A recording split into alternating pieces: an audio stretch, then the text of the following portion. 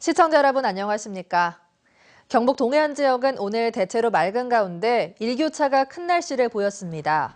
오늘 낮 최고 기온은 경주 25.2도 등 21도에서 25도 분포를 보였고 내일 아침 최저 기온은 8도에서 13도, 낮 최고 기온은 23도에서 25도 분포로 일교차가 크게 벌어지겠습니다. 바다의 물결은 0.5에서 2m로 일겠습니다. 화력발전소 건립을 위해 환경부와 협의를 진행 중인 포스코가 산업자원부에 계획서를 제출하기로 했습니다. 33만여 명의 서명을 담은 규제 완화 청원서도 정부에 전달할 예정이어서 향후 결과에 관심이 모아지고 있습니다. 임재국 기자가 보도합니다. 포스코 화력발전소 건립을 위한 움직임이 구체화됐습니다. 지난달 말 포스코는 환경부와 협의를 갖고 대기 오염을 줄이는 계획에 대해 전문가 검증을 하기로 했습니다.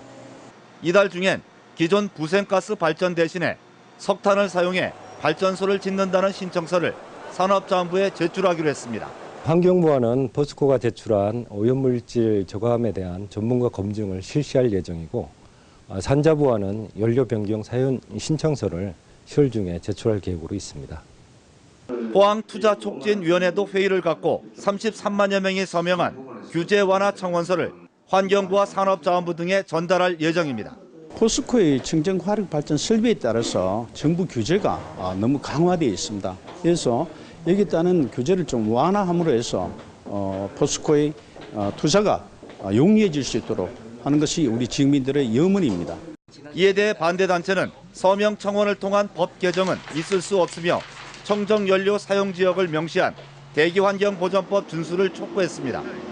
환경부가 지금까지 대기환경보전법의 원칙을 고수하며 석탄 화력 발전을 불허해 왔던 입장을 그대로 고수해 가기를 저희들은 요구할 것입니다.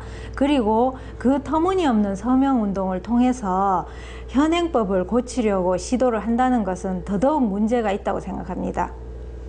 포스코의 화력발전소 건립에 대해 법적으로 어렵다는 입장을 보이는 환경부가 포스코의 계획서와 시민단체의 규제 완화 청원에 대해 어떤 결론을 내릴지 지역사회 관심이 커지고 있습니다. MBC 뉴스 임재욱입니다. 전국 시도교육감협의회는 오늘부터 이틀 동안 정기총회를 갖고 지난 5월 정부의 누리과정 예산을 시도교육청의 의무 지출 경비로 지정하는 데 반대하는 결의문을 채택하고 내년도 예산 편성 불가 방침을 밝혔습니다. 그러나 정부가 이를 무시하고 지난달 15일 관련 법령을 입법 예고함에 따라 강도 높은 대응책이 나올지 주목됩니다. 한편 전국 시도교육감협의회에서는 오는 8일부터 예산 국회가 시작되는 만큼 국회 차원에서 교육 예산 문제를 해결해달라는 요청이 있을 것으로 보고 있습니다. 최근 선거구 획정 논의와 관련해 농어촌 지역에 반발이 커지고 있습니다. 김관용 경상북도 지사를 비롯한 경북 23개 시장 군수 등 새누리당 소속 선출직 300여 명으로 구성된 농어촌 주권지키기 경북연계는 오늘 국회에서 농어촌 지역 선거구 축소를 반대하는 기자회견을 가졌습니다. 농어촌 주권지키기 경북연대는 최근 선거구 획정이 단순히 인구 편차를 기준 삼아 진행돼 농어촌 선거구가 줄어들 수 있다는 심각한 우려를 표하고 농어촌 지역의 대표성과 특수성을 반영시켜줄 것을 정치권과 선거구 획정위원회에 강력하게 요구할 계획입니다.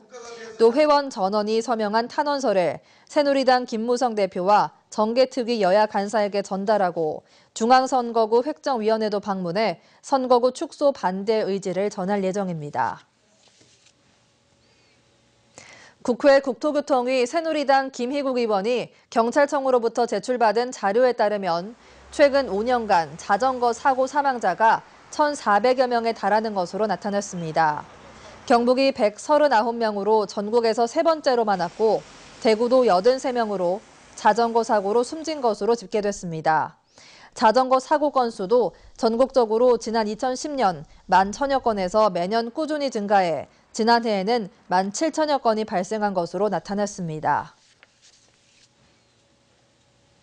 도내에서 학교 부적응 등의 이유로 학업을 중단하는 고등학생이 매년 1,000여 명에 이르고 있습니다. 작년 학업 중단 고교생은 1,149명으로 자퇴가 1,098명, 퇴학은 37명이었습니다.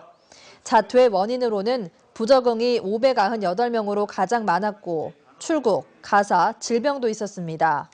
경북교육청은 올해부터 처음으로 학업 중단 고교생에게 교통카드 형태의 충전식 카드, 동행카드를 지급하는데 한 번에 10만 원씩 최대 5회까지 재충전되며 교통비와 식비, 의료비, 재능개발비 등의 용도로 사용할 수 있습니다. 산업재해 사망자가 많은 건설업에서 보건관리자의 비정규직 비율이 가장 높은 것으로 나타났습니다.